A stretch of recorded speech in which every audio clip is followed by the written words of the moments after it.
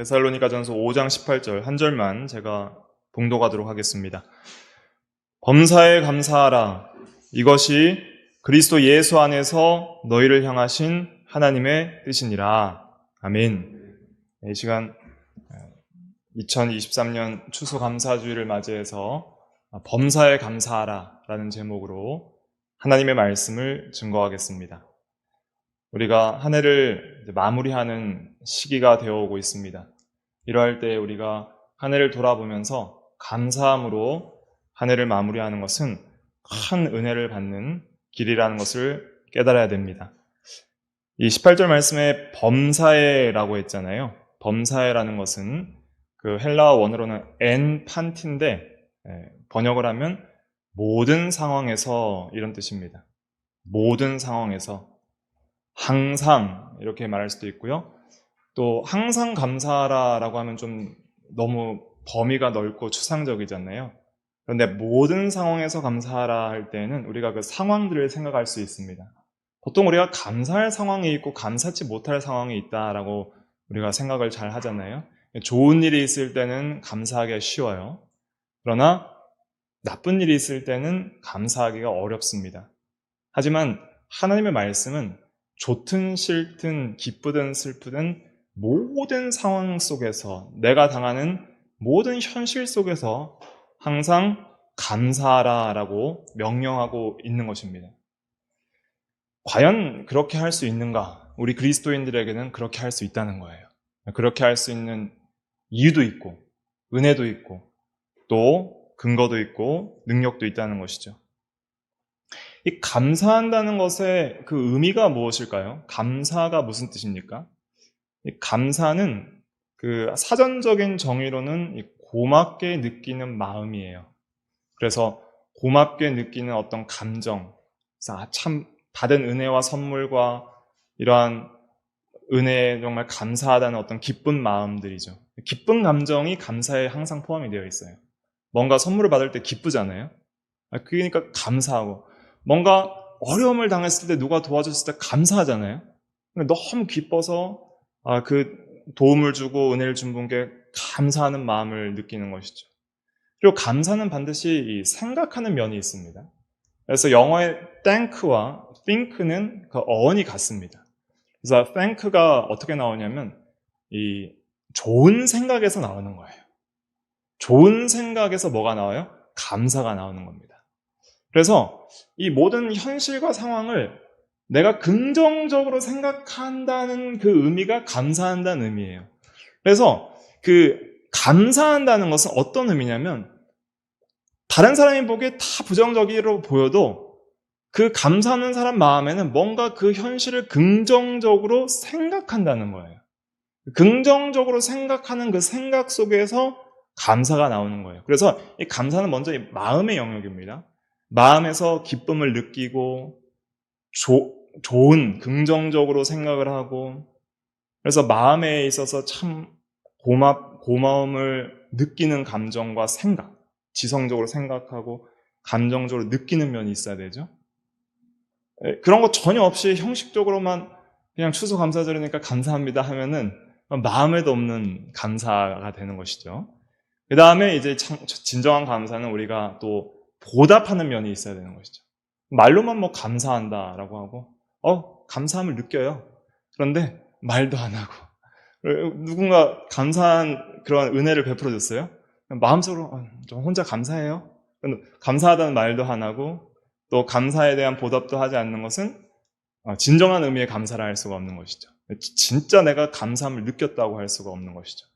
감사는 먼저 내 마음속으로 느끼는 면과 또 생각하는 면이 있어야 되고요. 또 반드시 나의 말과 행동으로 보답하는 면들이 있어야 한다는 것을 우리가 먼저 서론적으로 생각을 해야 됩니다.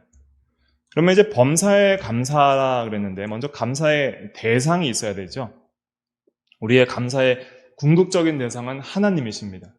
하나님이 살아계시고 그 하나님이 우리에게 모든 은혜들을 여러 사람과 이 피조 세계를 통해서 또 직접 성령을 통해서 여러 방편과 수단을 통해서 우리에게 은혜를 주십니다. 그리고 모든 하나님께서 주시는 은혜를 우리가 믿고 깨닫고 그 모든 은혜와 선물의 궁극적인 대상인 하나님께 감사하는 것이죠. 그래서 시편 136편 1절에는 여호와께 감사하라. 왜냐하면 그는 선하시며 왜냐하면 그의 인자하심이 영원하기 때문이다. 그렇게 말하고 있습니다. 그래서 우리가 하나님이 감사의 대상이다 하는 것을 우리가 믿어야 됩니다. 그러려면 먼저 하나님이 살아계심을 믿어야겠죠. 하나님이 살아계심을 믿고 또 하나님이 참 좋으신 하나님이라는 것을 믿어야 됩니다. 그래서 하나님의 존재 자체가 감사해야 돼요. 먼저는 성도는. 하나님이 선하시다는 것은 좋다는 뜻입니다. 하나님은 좋으시고 모든 좋은 것들의 근원이십니다. 그리고 인자하시다는 것은 그 인애와 사랑이 변함없는 사랑과 긍휼과 인애가 풍성하시다는 것이죠. 그런 하나님께서 계시고 우리의 하나님이 되심을 감사해야 됩니다. 대상이 하나님이고 또 내용이 무엇이냐면 하나님의 은혜에 감사를 해야 되겠죠. 하나님께서 우리에게 주신 은혜에 감사를 하는 것입니다. 시편 116편 12절에 보면은 내게 주신 모든 은혜를 내가 여호와께 무엇으로 보답할까? 이렇게 말하고 있습니다. 내게 주신 모든 은혜를 내가 여호와께 무엇으로 보답할까? 감사하는 마음을 느끼고 보답하고자 하는 그러한 마음으로 이 시를 읊조리는 것이죠. 그래서 먼저 우리가 감사할 수 있는 대상이 있다는 것이 참 귀한 것이고요. 또 하나님께서 우리에게 은혜를 주셨다는 것을 우리가 깨닫고 또 그 은혜 속에 거하는 것이 참으로 감사하는 성도에게 있어서 필요한 것입니다. 그래서 우리가 하나님께서 우리에게 어떤 은혜를 주셨는가 이것들을 좀 세워볼 필요가 있어요. 무슨 은혜를 여러분들이 받으셨습니까? 하나님께. 감사할 것들이 많이 있죠. 항상 첫째로 감사해야 될 건 뭐예요? 구원의 은혜를 감사해야 됩니다. 구원의 은혜. 한번 찾아볼까요? 에베소서 2장 8절. 에베소서 2장 8절. 데살로니가전서 좀 앞에 311페이지에 있습니다. 311페이지. 에베소서 2장 8절. 다 찾으셨으면 같이 의미를 생각하면서 읽어볼게요. 2장 8절 시작. 너희는 그 은혜에 의하여 믿음으로 말미암아 구원을 받았으니 이것은 너희에게서 난 것이 아니요 하나님의 선물이라. 은혜라는 것도 선물이라는 의미입니다. 선물은 값을 주고받아요? 거저받아요? 거저받는 것이죠. 그래서 호의죠. 그냥 주는 사람이 받는 사람에게 베푸는 호의예요. 그러니까 하나님께서 우리에게 주신 구원이 은혜요 선물이라는 것은 그냥 값없이 그냥 주셨다는 거예요. 이 구원의 정체가 무엇인가? 우리가 구원을 받았다 할 때 뭐로부터 구원을 받습니까? 죄와 사망으로부터 구원을 받는 거예요. 우리 안에 있는 죄, 또 우리가 짓는 모든 죄들, 그러한 죄들로부터 우리가 벗어날 수 없는 죄악의 종사를 하는 인생이 바로 우리 인간들입니다. 우리 인간의 궁극적인 고통은 어디에서 오냐면 항상 죄로부터 오는 거예요. 이 세상의 불완전함과 악함, 다른 사람의 불완전함과 악함과 죄, 내 안에 있는 온전치 못함과 죄 때문에 고통을 받는 거예요. 그런데 하나님께서 이 죄로부터 온전히 우리를 건져내서 이제는 법적으로 의롭다함을 얻게 하시고 실제적으로 예수를 잘 믿으면 내가 점점 실제로 의로운 삶이 되어 나갈 수 있게 하나님께서 우리를 건져내시는 거예요. 그러니까 죄로부터의 구원은 그냥 법적으로 너는 의인이라는 법적인 면도 있지만은 실제로 내 삶이 거룩해진다는 거예요. 그게 중요한 것입니다. 구원을 이미 받았지만 또 구원을 이루어 나가는 면들이 있는 것이죠. 그래서 하루라도 내가 하나님 앞에 의롭고 거룩하게 살 수 있었던 모든 것들은 하나님의 선물이에요? 나의 공로예요? 하나님의 선물이라는 거예요. 하나님의 선물. 착각하시면 안 됩니다. 내가 분명히 의롭게 살았지만 그것은 내가 한 것이 아니고 오직 나와 함께 하신 하나님의 뭐예요? 은혜로라, 은혜. 그것을 생각할 때 우리는 교만하지 않고 감사할 수 있는 거예요. 그래, 우리는 반드시 사망으로부터 구원을 받습니다. 우리의 영혼이 먼저 사망으로부터 구원을 받아요. 그래서 우리의 영혼은 한 번 예수를 믿으면 절대로 죽지 않습니다. 영혼이 죽지 않는다는 것은 이제는 하나님 앞에 영원히 하나님과 함께 한다는 거예요. 그 육신의 생명과 영혼의 생명은 좀 다릅니다. 육신의 생명은 호흡이 끊어지고 죽는 게 있잖아요. 근데 영혼은 이런 소멸하거나 활동을 정지하는 면이 없어요. 영혼의 생명은 어떻게 생각하셔야 되면 하나님을 향해 살아있느냐 죽어있느냐 이렇게 생각하시면 됩니다.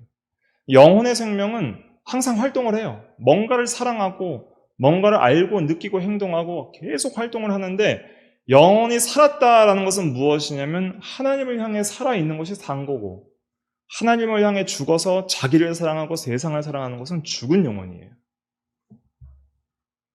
그래서 예수를 믿으면 먼저 우리가 하나님을 향해 영혼이 살아나게 되고 또 우리 죽을 육체도 반드시 마지막 때에 부활할 그런 은혜를 값없이 얻게 되었습니다. 그래서 우리에게는 한 번 육신이 죽어도 영혼은 영원히 천국에서 하나님과 살 소망이 있고 우리 육체가 한 번 죽어도 다시 부활하여 영원히 죽지 않을 소망이 있으니 영육 전체의 온전한 구원, 사망에서 생명으로 옮기는 영육 전체의 생명과 온전한 구원을 우리가 오직 은혜로 받게 되는 것입니다. 이것은 놀라운 은혜입니다. 모든 인류의 최종적인 악과 슬픔과 모든 고통의 근원이 죽음이거든요. 죽음을 이길 수 있는 생명의 종교는 기독교밖에 없는 거예요. 그러한 생명을 믿는 자 안에 이미 우리가 가지고 있고 경험하고 있는 거예요. 그래서 내가 하나님을 향해 참으로 살아있고 그리고 내가 영원히 살 것이고 내 육체도 반드시 부활할 거라는 확실한 증거가 현재적으로 어떻게 나타나냐면 하나님을 믿고 순종하는 삶 속에서 그를 사랑하는 그 깊은 하나님과의 교제 속에서 이루어지는 거룩한 삶 속에서 나타나는 거예요. 내가 오늘 하루를 거룩하게 살아가고 있으면 여러분들이 사는 그 거룩한 인생 속에서 여러분들은 부활과 생명을 경험하고 있는 거예요. 그리고 그런 거룩한 삶 속에서 나는 반드시 다시 부활할 것이고 영원히 살 것이라는 확신을 거기서 가지는 거예요. 내가 현재적으로 죄로부터 벗어나지 못하고 있으면은 사망으로부터 벗어나지 못할 것이라는 의심과 두려움이 있게 될 것이고 내가 하나님의 은혜 가운데 현재적으로 죄와 싸워 이기며 거룩한 삶을 믿음으로 살아나가는 그 성도에게는 나는 영원히 주님과 함께 살 것이며 내 육체도 반드시 부활할 것이라는 확신과 소망을 가질 수 있는 것이죠. 그래서 현재적으로 내가 그 영원한 생명과 부활의 소망을 확신 있게 가질 수 있는 거예요. 그러한 성도는 어떤 성도냐면 하나님을 철저하게 의지하고 사랑하며 믿음으로 사는 성도들입니다. 그러한 영적 경험들이 우리 안에 있어야 됩니다. 그럴 때 우리가 참으로 마음으로 감사할 수 있는 거예요. 죄를 어떻게 이기겠습니까, 우리가? 내가 사랑하는 죄를 어떻게 이겨요? 내가 좋아하는 건데. 근데 그게 이겨질 때에는 하나님의 은혜임을 우리는 고백하지 않을 수 없는 것이죠. 한번 이겨보세요. 도저히 이길 수 없는 죄를 붙들고 하나님 이 죄로부터 나를 구원하여 주시옵소서. 이 악한 생각과 감정과 마음으로부터 나를 자유하게 하여 주시옵소서. 간절히 기도하고 하나님의 말씀을 의지해서 믿음으로 살려고 애를 써보세요. 그러면은 하나님이 역사하셔서 그 마음을 변화시켜 주십니다. 그럴 때 우리는 깨닫게 되는 것이죠. 내 마음이 변화되어서 내가 하루라도 의롭고 거룩한 삶을 살았지만 이것은 내가 한 것이 아니요 오직 나와 함께 하신 하나님의 은혜구나. 그때 이제 하나님 감사합니다. 이렇게 그런 참된 그 믿음의 고백이 나오는 거예요.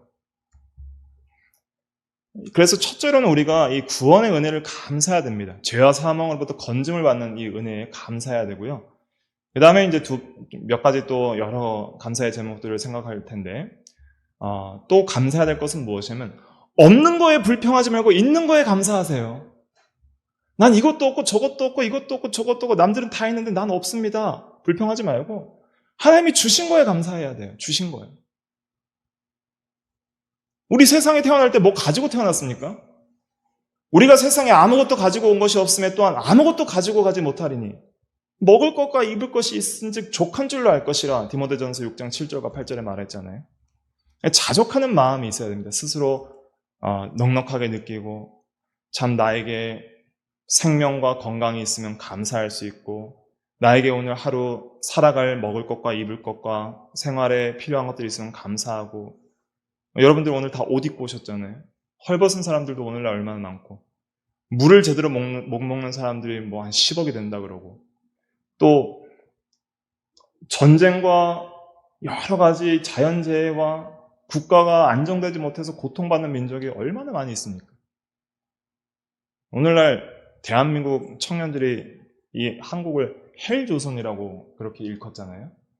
사실은 역사학자들이 볼 때는 굉장히 어리석은 일인데 대한민국이 건국 이래 이렇게 태평성대를 누리는 것이 처음이라 그래요. 지금 6.25 전쟁 이후에 70년간 전쟁이 없잖아요. 이런 적이 없어요. 제일 잘 살아요. 삼국시대, 고려시대, 조선시대 계속 전쟁이 있었고 외세 침략이 있었고 우리가 70년 전만 해도 공산 치하에 있었고 그전에는 일제 치하에 있었고 그 전에 조선시대 때 선교사들이 대한민국에 선교하러 100년 전에 선교하러 왔거든요. 교회를 세우기 위해서. 그때 그 남자들 뭐 하고 있었는 줄 아십니까? 다 밖에 나와서 술 먹고 노름하고 그냥 퍼져서 앉아 있었어요. 길거리에 똥이 천지였대요. 똥이. 냄새가 나고 남자들은 일을 안 하고 그러니까 가정을 지키려고 여자들만 고생하면서 일을 하고 있었다는 거예요. 그래서 노름하고 술 먹고 담배 피고 맨날 남자들이 이것만 하고 있으니까 한국교회 선교사들이 오자마자 그거부터 하지 말라 그런 거예요. 교회에서. 술 먹지 말고 담배 피지 말고 노름하지 말고 그런 걸 가르쳤던 거예요. 그렇게 안 하면은 뭐 신앙생활이 제대로 안 될 것 같으니까 한국교회는 그런 좀 전통이 초대교회 때부터 있었던 거예요. 그러니까 한국은 비참한 나라였습니다. 근데 오늘날 우리가 얼마나 잘 살고 있습니까?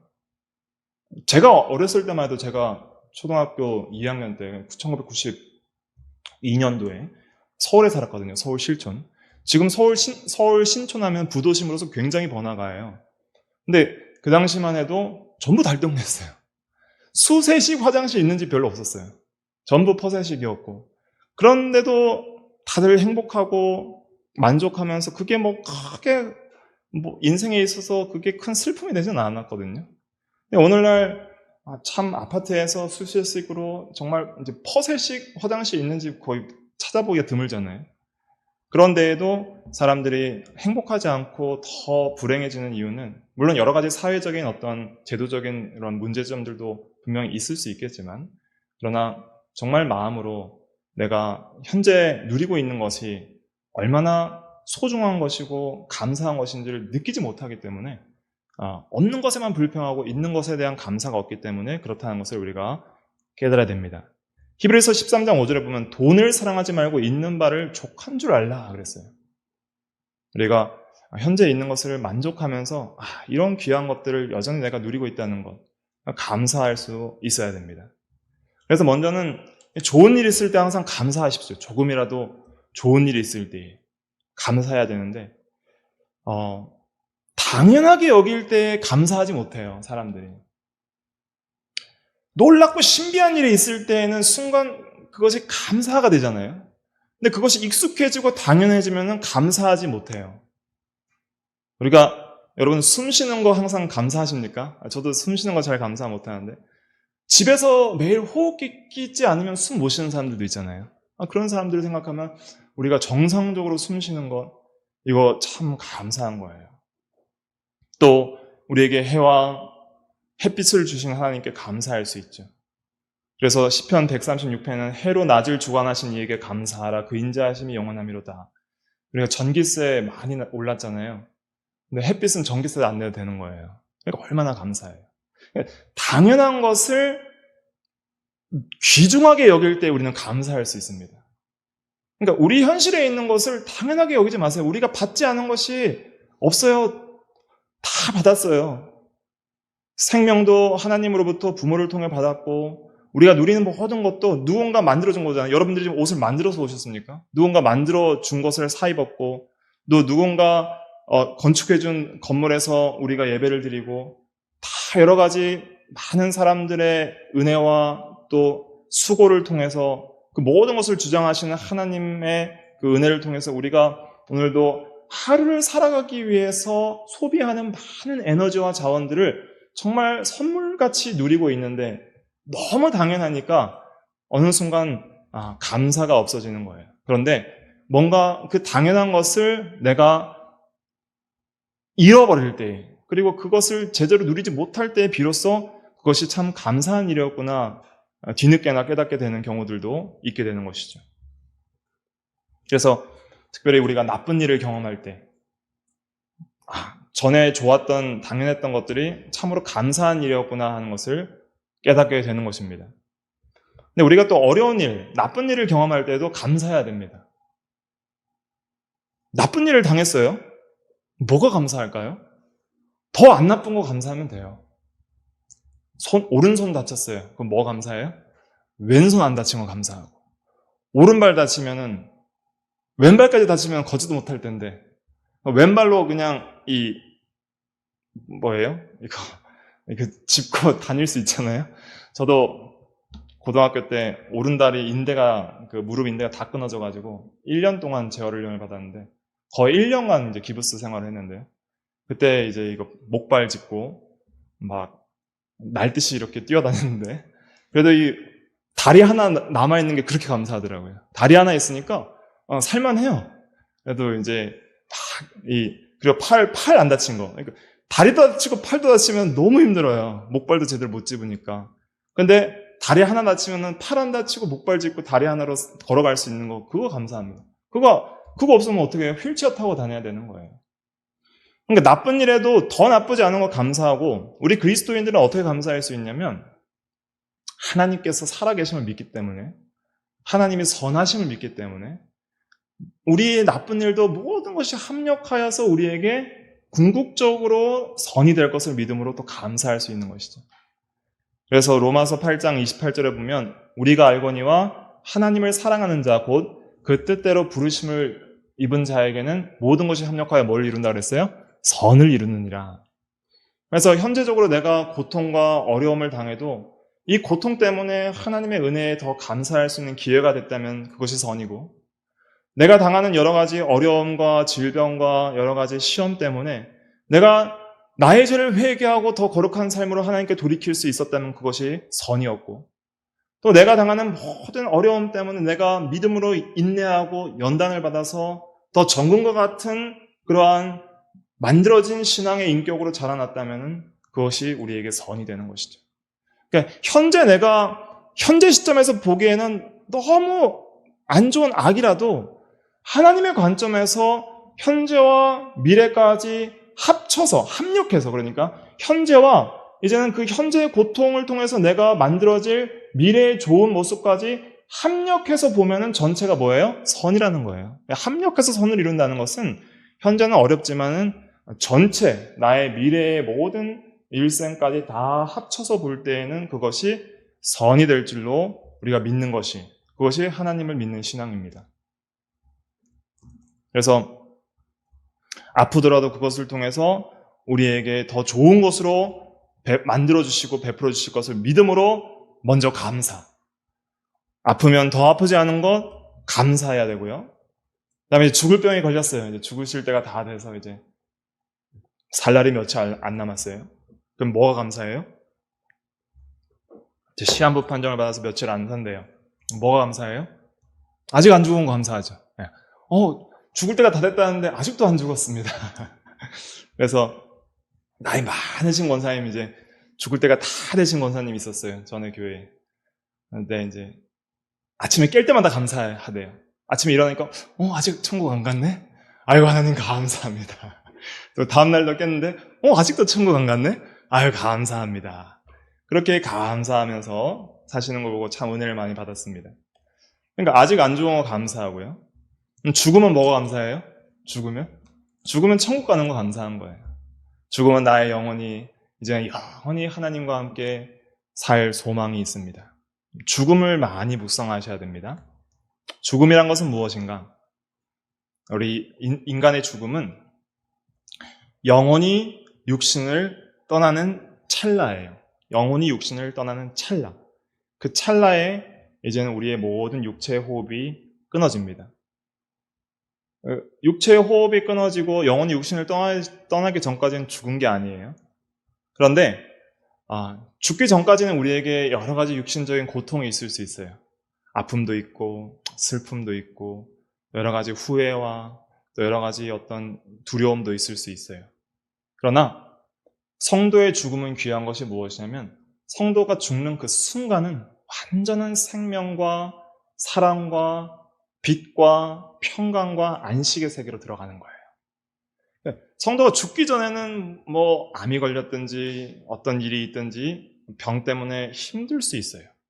그렇지만은 그런 힘든 속에서도 하나님께서 함께 하셔서 우리를 위로하시고 내가 너와 함께하노라, 또한 너에게 생명과 소망, 부활의 소망을 주노라 하면서 우리를 위로하시고 우리를 붙드시고, 그래서 우리는 늘 하나님을 의지하면서 이 고난과 환난 많은 눈물 많은 세상을 인내하며 나아가다가 마침내 우리의 생명이 끊어질 때가 있을 것입니다.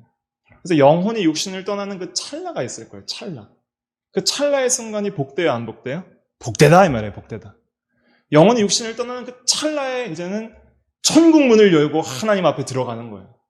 그래서 하나님 품에 안겨서 이제는 모든 수고와 슬픔과 눈물을 다 닦아주시고 세상 끝날까지 주님과 함께하는 그 놀라운 복되고 은혜의 세계에 들어가서 영원히 함께 하나님과 함께 있을 것이다 하는 그러한 소망이 우리에게 있는 것이죠. 계시록 14장 13절 한번 찾아볼까요? 요한계시록 14장 13절 같이 읽어볼게요. 계시록 14장 13절 요절입니다. 시작. 또 내가 이르니 하늘에서 음성이 나서 이르되 기록하라. 지금 이후로 주 안에서 죽는 자들은 복이 있도다 하시매 성령이 이르시되 그러하다. 그들이 수고를 그치고 쉬리니 이는 그들의 행한 일이 따름이라 하시더라. 네. 지금 이후로 주 안에서 죽는 자들이 복이 있도다. 주님 안에서 죽는 자가 복이 있어요. 왜냐하면 그들이 수고를 그치고 쉬리니 그랬습니다. 성도의 죽음이 복된 이유는 무엇이냐면 이제 이 인생의 고생길을 그만두고 이제 영원한 쉼의 세계, 안식의 세계에 들어가는 것이 성도의 죽음입니다. 그래서 죽음 자체를 두려워하진 않아요, 우리는. 죽음 전에 여러 가지 어려움들, 또 고통들, 그런 것을 두려워할 수 있고 힘들어할 수 있어요. 그러나 죽는 그 순간은 좋아요, 안 좋아요? 좋다 이거예요. 왜냐하면 수고를 그치는 거예요. 이제 여러분들이 이 세상에서 많은 고생과 눈물과 염려와 수고들을 하셨을 것입니다.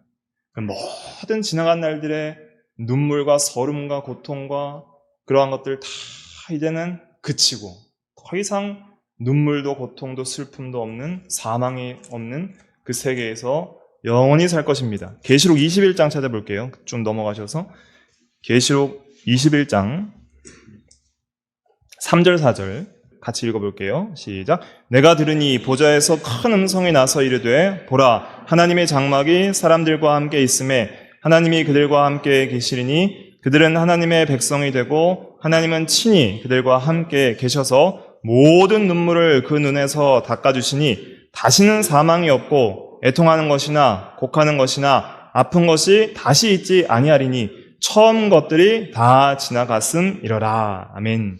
예, 그래서 모든 눈물 다 닦아주십니다. 고생했다. 다시는 사망과 애통과 곡하는 것이나 아픈 것이 없고. 여러분들 나이가 드실수록 몸이 많이 고장이 나잖아요. 아픈 것들이 많이 있지만 더 이상 그런 것이 없는 영원한 생명의 세계에서 살 소망이 우리에게 있습니다. 이것만큼 감사한 게 없는 거예요. 죽어서 천국 가고 부활하여 영원히 주님과 함께 생명의 세계에서 살 것. 이것을 생각하면 우리는 너무나 감사합니다.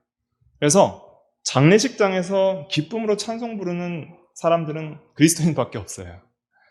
우리가 이제 우리 교회는 개척교회가 좀 작아서 성도가 많지는 않지만 제가 큰 교회, 몇천 명 모이는 교회 이렇게 있을 때는 장례가 뭐 한 주에도 몇 개씩 터져요. 그럼 장례식을 많이 가고 또 제가 장례 예배를 인도해야 되는 경우들도 있습니다.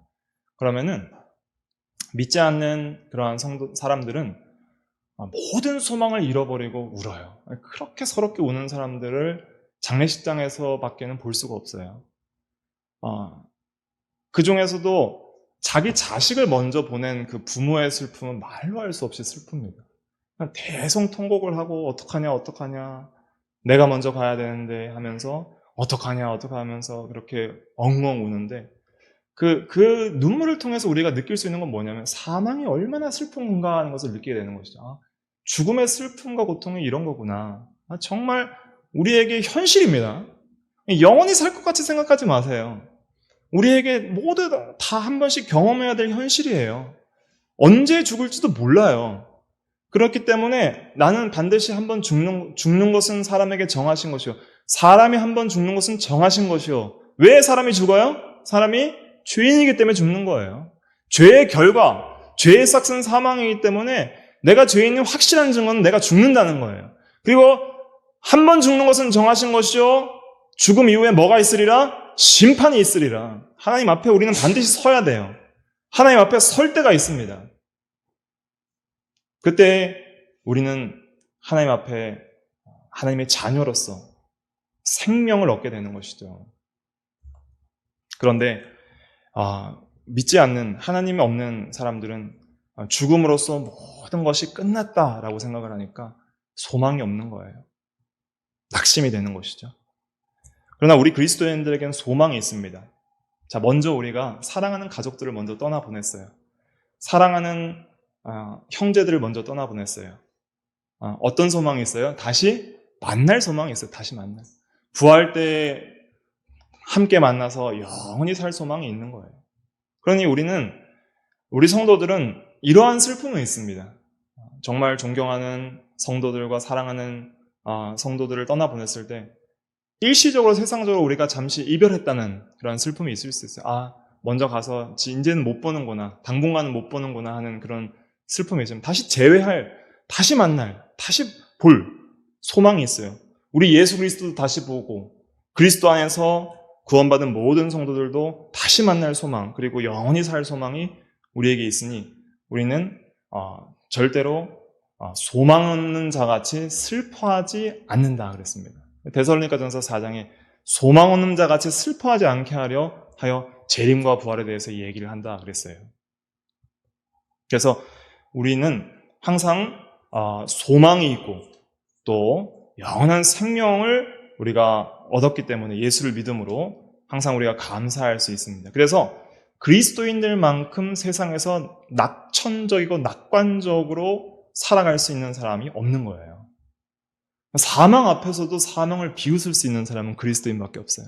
사망아 내가 무엇이냐? 내가 죽어도 주와 함께 있으리라. 나는 영원히 주와 함께 살리라. 그런 산 소망이 우리에게 있으니 그것만큼 우리에게 소망을 주고 기쁨을 주는 것이 없다 이 말이에요. 이것은 그냥 맹신이 아니라 참으로 그 예수를 믿는 자 안에 역사하는 확신과 현재적으로 경험되는 실제이니 내가 그 영원한 생명과 더 이상 죄와 고통과 사망이 없는 세계에 거할 것이라는 확신을 현재적으로 어떻게 느낄 수 있다고 그랬어요? 내가 현재적으로 우리의 삶 속에서 믿고 하나님을 사랑하고 순종하는 거룩한 삶 속에서 그것을 경험하고 확신 있게 깨달을 수 있는 거예요. 천국에서 누릴 완전한 의의 세계, 천국에서 누릴 사랑의 세계, 천국에서 누릴 그 영원한 안식의 세계를 내가 오늘 예수를 믿고 의지하면서 하나님의 말씀대로 순종하고 거룩하고 의로운 삶을 살고 나의 모든 삶을 주님께 맡기고 간절히 기도하는 그러한 바른 신앙생활 속에서 우리가 미래적인 하나님 나라의 삶을 현재적으로 맛보며 살아가는 거예요. 그 맛보는 삶 속에서 우리는 확신과 견고한 소망을 가질 수 있다는 것을 깨달아야 됩니다. 그리고 우리가 어려움이 있을 때에 기도를 많이 하셔야 됩니다. 이 세상에서 기도할 수 있는 하나님이 있어서 너무 감사해요. 나이가 드실수록 그것이 더 감사하는 그러한 신앙이 되시기를 간절히 바랍니다. 우리가 어려움이 있을 때 내 모든 마음을 다 알아주고 내 모든 삶을 다 헤아려주고 그 삶을 위로하고 또 그 삶을 이길 수 있는 능력을 주실 어떤 존재가 있으면 얼마나 감사하겠어요. 우리에겐 그 분이 계시니 그분이 하늘에 계신 우리 하나님이라는 것이죠. 어차피 인생은 내 마음대로 안 돼요. 발버둥 쳐봐도 내가 계획한 대로 안 이루어져요. 내일 일도 몰라요. 하루하루 사는 거예요. 어떻게 견고한 소망을 가지고 두려워하지 않고 염려하지 않고 근심하지 않고 살아갈 수가 있겠습니까? 목사는 항상 기쁠까요, 슬플까요? 목사도 힘들어요. 설교 준비하는 것도 힘들고 설교 준비한 그 준비대로 살지 못하는 제 인생도 참 처량하고 힘들어요. 힘들어도 하나님께 모든 걸 맡기는 거예요. 하나님, 나의 수고와 슬픔과 짐을 하나님 맡깁니다. 수고하고 무거운 짐진 자들아 다 내게로 오라. 내가 너희를 쉬게 하리라 하셨으니까 내가 주님께 모든 짐을 맡깁니다. 짐을 맡기세요. 혼자 지려고 고생하지 말고 내 마음속에 응어리들이 있잖아요. 막 염려, 근심, 걱정, 슬픔, 고통, 자괴감, 여러 느끼는 여러 가지 어떤 상대적 박탈감, 이 어떤 상실감, 여러 가지 고통들, 또 미래에 대한 염려들 다 하나님께 맡기는 거예요. 인간관계 내 마음대로 됩니까? 가족의 인간관계도 내 마음대로 안 되는데, 사회적으로 우리 직장에서 인간관계의 어떤 고통들이 얼마나 많아요. 이 세상에서 당하는 여러 가지 어떤 슬픔, 고통이 얼마나 많아요. 갑자기 닥치는 사고들이 얼마나 많아요. 사건들이 얼마나 많아요. 그 모든 걸 내가 어떻게 다 컨트롤하고 내 마음대로 지배하겠어요? 못해요. 그래서 내 마음대로 인생이 안 되는 거예요. 그럴 때 우리는 낙심하고 슬퍼하기가 쉬운데 그때 원망하고 불평하고 염려한다고 문제가 해결이 됩니까? 화를 내요. 왜 인생 이러냐? 화를 내고 원망을 해요. 왜 나만 이렇게 사느냐? 불평을 하고 근심 걱정을 해요. 내일 어떻게 살까? 그런다고 인생이 달라집니까? 그렇지 않습니다. 전혀 변화가 안 되는 거예요. 더 혼자만 힘들 뿐이에요. 근데 그럴 때 우리에겐 치료책이 있으니 기도하면 돼요. 기도. 하나님, 제 형편과 마음 다 아시지요? 주님께 다 맡깁니다. 주님 우리의 삶을 인도하여 주시옵소서. 그래서 짐을 맡기라고 했거든요. 내 짐을 맡기라. 시편 68편 한번 찾아볼까요? 시편 68편 19절. 19절 같이 한번 읽어볼까요? 시작. 날마다 우리 짐을 지시는 주 곧 우리 구원이신 하나님을 찬송할지로다. 날마다 우리의 짐을 져주신다 그랬어요. 수고와 무거운 짐 날마다 져주세요. 날마다. 언제요? 날마다. 날마다. 날마다 우리의 짐을 져주시고 우리를 모든 현실에서 고통에서 구원하실 수 있는 하나님을 우리가 찬양하고 감사해야 됩니다. 또 좀 앞에 찾아볼까요? 요절입니다. 기억하세요. 시편 55편 22절. 55편 22절. 22절 같이 읽어볼게요. 시작. 내 짐을 여호와께 맡기라. 그가 너를 붙드시고 의인의 요동함을 영원히 허락하지 아니하시리로다. 내 짐을 여호와께 맡기라 그랬습니다. 이것만큼 감사하고 위로가 되는 것이 없더라고요. 힘들 때가 많이 있을 거예요. 내 마음대로 안 돼요. 그때 그 상황을 내가 다 컨트롤하려고 하다 보면 더 일을 그르칠 때도 많이 있죠. 뭔가 잘못된 인간관계, 잘못된 상황을 내가 어떻게 해보려고 전화도 하고 이것도 하고 저것도 하고 하다 보면 더 망가질 때도 많이 있어요. 그럴 때에는 더 근심과 걱정과 고통이 밀려오는 거예요. 그럴 때 그거 어떻게 해결하겠습니까? 이미 지나간 엎질러진 물. 그때 그 짐을 어떻게 해요? 여호와께 맡기면 되는 거예요. 내 현실의 모든 문제들 여호와께 맡기면 돼요. 맡길 때 감사함으로 맡기시고 기도하십시오. 하나님, 이 모든 일도 하나님께서 합력하여 선을 이룰 줄 믿습니다 하면서 짐을 맡깁니다. 맡깁니다만 기도해도 마음이 많이 평강해져요. 그리고 실제로 그렇게 맡기는 삶을 살면은 시간이 지나면 일을 하나님께서 형통하게 이끌어 주십니다. 그런 경험들을 많이 하셔야 돼요. 그래서 빌립보서 4장에 보면 아무것도 염려하지 말고 모든 기도와 간구를 하되 너희의 구할 것을 감사함으로 하나님께 아뢰어라. 6절에 그러하면 모든 지각에 뛰어난 하나님의 평강이 그리스도 예수 안에서 너희 마음과 생각을 지키시리라 그랬습니다. 7절에는. 그래서 하나님의 평강이 먼저 우리의 마음에 이루어져요.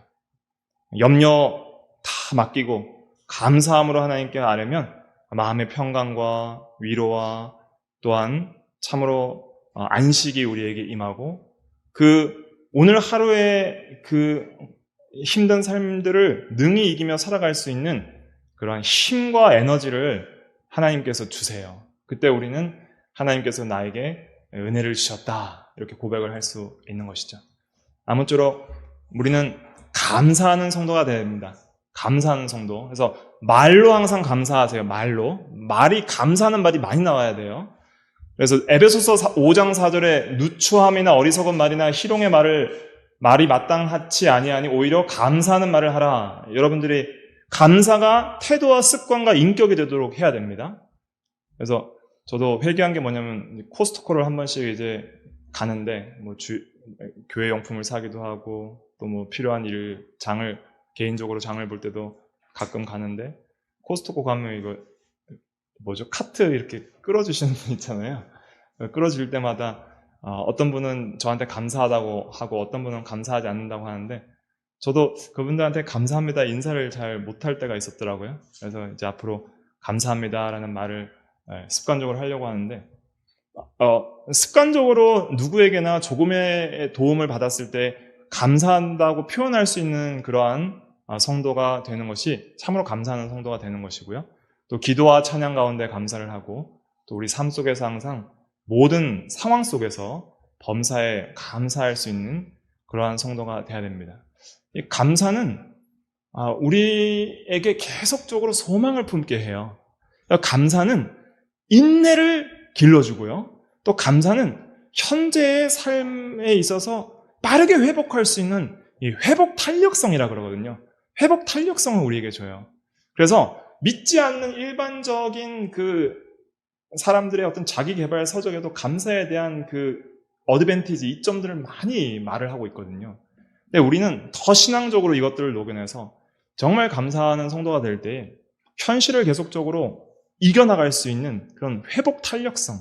회복 탄력성이라는 건 뭐냐면 갑자기 확 주저앉았어요. 다시 일어나려면 이 탄력이 있어야 되잖아요. 근데 주저앉으면 일어날 힘이 없는 거예요. 근데 감사를 항상 하는 성도들은 금방 일어나요. 감사합니다. 감사한다는 것은 현실을 긍정적으로 본다는 거예요? 부정적으로 생각한다는 거예요? 긍정적으로 생각한다. 그것 자체가 은혜예요. 감사하는 것 자체가 은혜고 우리를 계속적으로 소망을 가지고 살아갈 수 있게 하는 힘이 되는 것이죠. 그래서 우리가 감사도 훈련을 많이 해야 됩니다. 그래서 항상 기도 가운데 감사하시고 삶의 모든 순간 가운데 감사는 마음에 달려다 그랬죠. 마음으로 생각할 때 감사하고 좋은 생각을 많이 하시고 삶에 있어서 감사하는 그런 삶을 부단히 살아가는 우리가 다 돼야 되겠습니다. 기도하겠습니다.